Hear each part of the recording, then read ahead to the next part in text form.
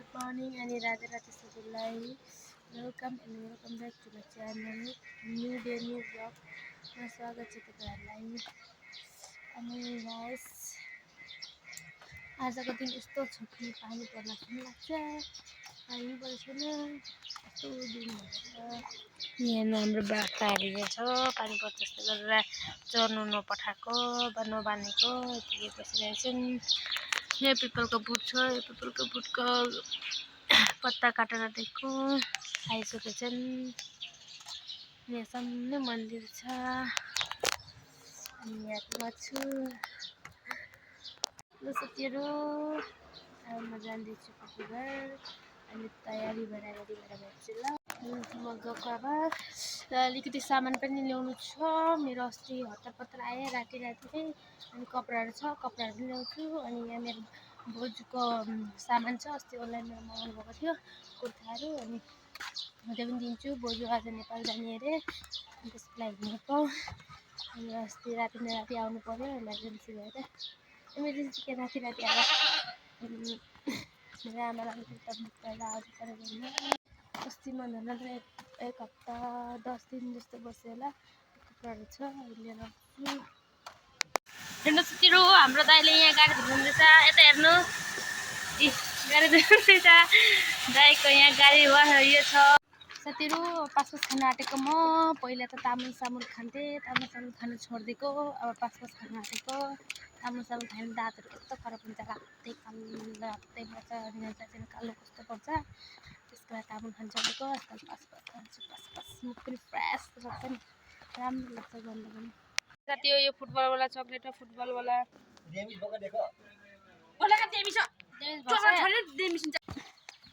अनि म ग्रुपको पैसा पनि दिने हुने थिएँ कि, ग्रुपको पैसा मम्मीको ग्रुप छ नि, सेल्फ हेल्प ग्रुप होइन के ग्रुप हो, त्यसको पैसा दिनु आएको।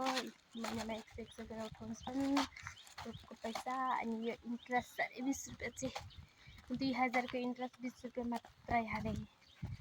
ग्रुपको मान्छेले लिने भने पैसा इन्ट्रेस्ट कम पर्छ क्या।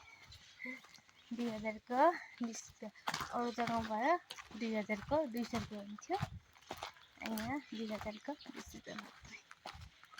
अनि यो पुरी पनि दिन्छु। यहाँ तामुल पानी पनि काटेर दिदीको दोकानमा छोडेर आउँछु। अनि त्यसपछि बेलुका फेरि फर्किहाल्छु। यत्रो दिन बसेको थिएँ म वहाँ, अस्ति कपडाहरू पनि छ मेरो, ल्याउनु पर्यो। अनि अब त बस्छु भने पनि पाउँदिनँ। अस्ति हाम्रो घरमा म राति किन आएँ भने मेरो आमाले दाल बसाल्नु भएको रहेछ। अनि त्यो कुकर चाहिँ फाटेछ, सिटी मारेन भनेर यस्तै हात उठाउँदाखेरि के भन्छ भनेर सिटी मार्दाखेरि यसरी गर्नुभएको रहेछ। कुकरै फाटेर पुरा अनि हातसात जलेर यस्तो अङ्गलीहरू पुरा जलेर उयो भएको रहेछ। ग्यासहरू पुरा फाटेर, ग्यास चुल्हा त खत्तम पुरा फाटेर। अनि म तपाईँलाई पछि भिडियोमा देखाउँछु।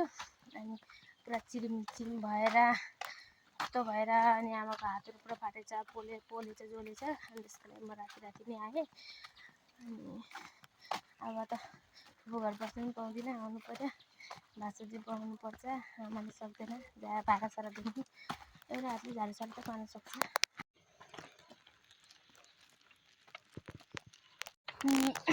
के भन्छ, मेरो घरबाट फुपू घर पुग्नुलाई लगभग आधी घन्टा 40 मिनट लाग्छ हिँडेर गयो भने। अनि गाडीमा गयो भने 10 मिनटमा पुऱ्याइदिन्छ। 10 मिनट पनि लाग्दैन, 10 मिनटै भनौँ न। अनि यताबाट अहिले अटोमा जाऊँ भने रिजर्भ 80 रुपियाँ लिन्छ, 100 रुपियाँ लिन्छ। अनि मेरो घरबाट त झन् दाम लिन्छ। उताबाट बजारबाट चाहिँ 80 रुपियाँ लिन्छ। बजार पार भएर 80 रुपियाँ लिन्छ। बजारबाट भयो भने त 200 रुपियाँ लिन्छ। अनि म हिँडी गएको अनि आउँदा चाहिँ अटोहरू एभाइलेबल पाउँछ, किनकि म मान्छे छोडेर गएको अटोहरू फर्केर आउँछ नि, 20 रुपियाँ दिए पनि भइहाल्छ। अनि त्यसको लागि आउँदा चाहिँ अटोमा आउने, जाँदा चाहिँ हिँडी जान्छु कि म। अनि के छ र, अनि दिन पनि शीतल छ आज, पानी पर्छ जस्तो पनि लाग्छ, फेरि घाम लाग्छ जस्तो पनि लाग्छ। अघि भर्खर त घाम लागेको थियो, अहिले फेरि पानी पर्ला जस्तो कालो भएको छ। पानी त राति पर्दै हुन्थ्यो झमझम लगाएर, दिउँसो त नपर्दै पनि हुन्थ्यो। अनि तपाईँहरूको उतातिर पानको पाइ कति गरेर छ? हाम्रो यहाँ त कति दाम हो। पुराना पाइ पुराना के भन्छ पत्ता 180 भन्छ, नयाँ पत्ता 100 भन्छ। के साह्रो दाम भएको पानको। नयाँ पत्ता चाहिँ एकदम नरम हुन्छ अनि मान्छेले राम्रो पाउँदैन। पुरानो पत्ता यति दाम हुन्छ के भने साथीहरू, यति दाम छ हाम्रो यहाँ त। गरम नभए पनि घाम नदिए पनि गरम छ साथीहरू। भर्खरै पानी पर्ला जस्तो भएको, फेरि भर्खरै घाम लाग्दैछ। के भन्नु, यस्तो दिन छ कि भर्खरै घाम लाग्छ, भर्खरै घाम लाग्छ। भर्खरै पानी पर्ला जस्तो हुन्छ, फेरि भर्खरै घाम लाग्छ। के भरोसा गर्नु यो दिनको पनि, घाम लाग्छ कि पानी लाग्छ कि थाहै छैन। यस्तो दिन चाहिँ म आइपुगेँ हाम्रो यहाँको माहुर स्टेसन। हाम्रो यहाँको स्टेसनमा यो ओभरब्रिज तपाईँ घाम लाग्दैछ। गाडीलाई पर्खेको होला, ट्रेन आउँछ 12 बजे। हाम्रो गाउँको माहुर स्टेसनमा यहाँ चाहिँ स्टेसन। ट्रेनको टाइममा 12 बजे। अहिलेसम्म मान्छेहरू आएका छैनन्, एक दुईवटा छन्। अनि हाम्रो यहाँ त्यति धेरै मान्छे हुँदैन पनि। भन्नु न बाजे, कहाँ गएर आउनुभयो? बाजेको घैटो कति पैसा छ बाजेको पेटमा? बाजेको पेटमा घैटो, बाजेको घैटो हो नि पेट। पैसा नि बाजे कता गएर आउनुभयो? हो र ऊ माखा लाग्यो तपाईँको निधारमा। हेर्नु, म यहाँ रेस्ट गर्दै थिएँ, बाजे पनि आइपुग्नु भयो। गाई हेरेर अरे बाजेको कतिवटा गाई छ अरे बाजे?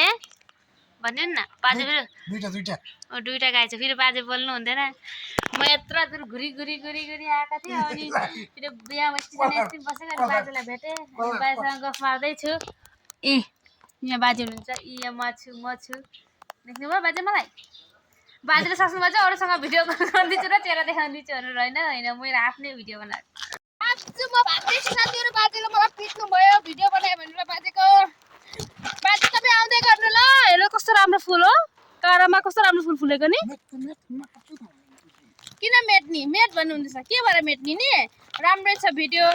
बाजेसँग यसो यादगार हुन्छ कहिले कहिले।